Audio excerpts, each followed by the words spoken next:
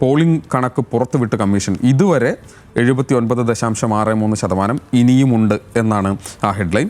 Service vote കൂടി വരുന്നതോടെ polling ശതമാനം ഇനിയും വരും. SIR പ്രതിഫലിച്ചെന്നും കമ്മീഷൻ പറയുന്നു എന്നതാണ് ആ വാർത്ത. മാധ്യമം ഒന്നാം പേജിലൊരു പ്രധാനപ്പെട്ട വാർത്തയായിരുന്നു.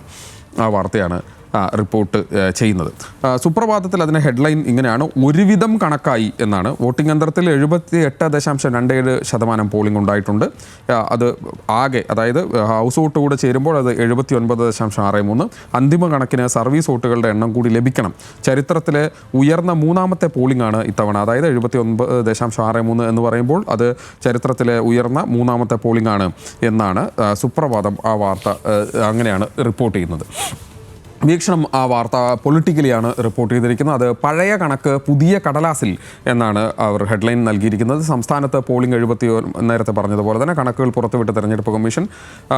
അന്തിമ കണക്കുകൾ വൈകിട്ടില്ല എന്ന് രക്തൻ കേൽക്കറുടെ വിശദീകരണം കൂടി വീക്ഷണം പത്രത്തിൽ ഒന്നാം പേജിൽ ആ വാർത്ത അങ്ങനെ നൽകിയിട്ടുണ്ട്.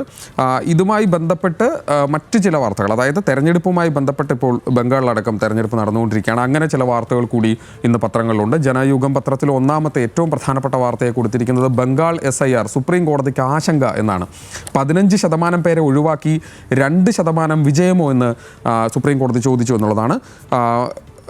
ഇങ്ങനെയാണ്: വോട്ടർ പട്ടികയിൽ നിന്ന് 15% പേരെ ഒഴിവാക്കിയ ശേഷം 2% വോട്ടിൻ്റെ ഭൂരിപക്ഷത്തിൽ വിജയിക്കുന്ന രീതി ആശ്ചര്യമെന്ന് ജസ്റ്റിസ് ജോയ് മല്യ ബാഗ്ചി പറഞ്ഞു.